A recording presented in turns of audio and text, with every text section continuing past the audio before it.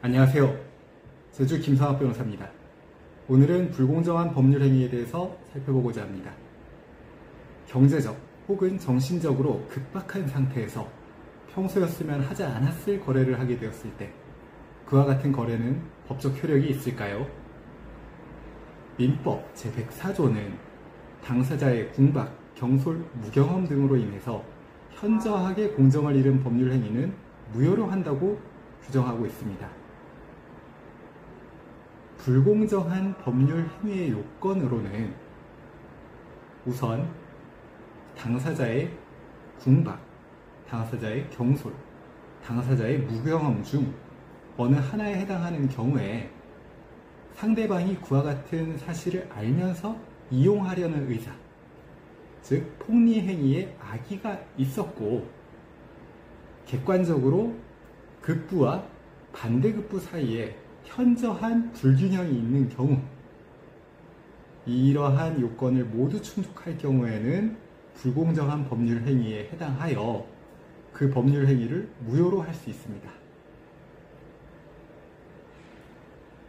당사자의 궁박이라고 하는 것은 어떤 것이냐면은 급박한 공궁을 의미하는 것으로서 경제적 원인에 의한 것일 수도 있고 정신적 혹은 심리적 원인에 기인한 것일 수도 있습니다. 당사자가 궁박의 상태에 있었는지 여부에 대해서는 그 사람의 신분, 그 다음 재산 상태, 그리고 그가 처한 객관적 상황의 절박성의 정도 등 재반 상황을 종합적으로 고려해서 구체적으로 궁박한 상황이 있었는지를 판단하게 됩니다. 불공정한 법률행위의 경우 그 요건으로 급부와 반대급부 사이에 불균형을 필요로 하는데 대가관계 없이 당사자 일방이 상대방에게 일방적으로 급부를 하는 경우, 이러한 경우에는 그 공정성 여부를 논의할 수가 없어서 불공정한 법률행위에 해당하지 않습니다. 따라서 증여계약과 같이 아무런 대가관계 없이 급부만 하는 경우에는 불공정한 법률행위 민법 제104조가 적용되지 않습니다.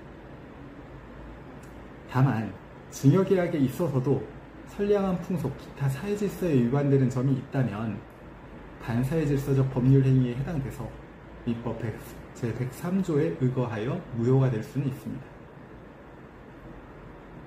불공정한 법률행위의 경우에는 경매에 의한 재산권의 이전에 대해서도 적용될 여지가 없습니다. 경매는 당사자의 의사에 의해서 거래가 이루어지는 영역이 아니기 때문입니다.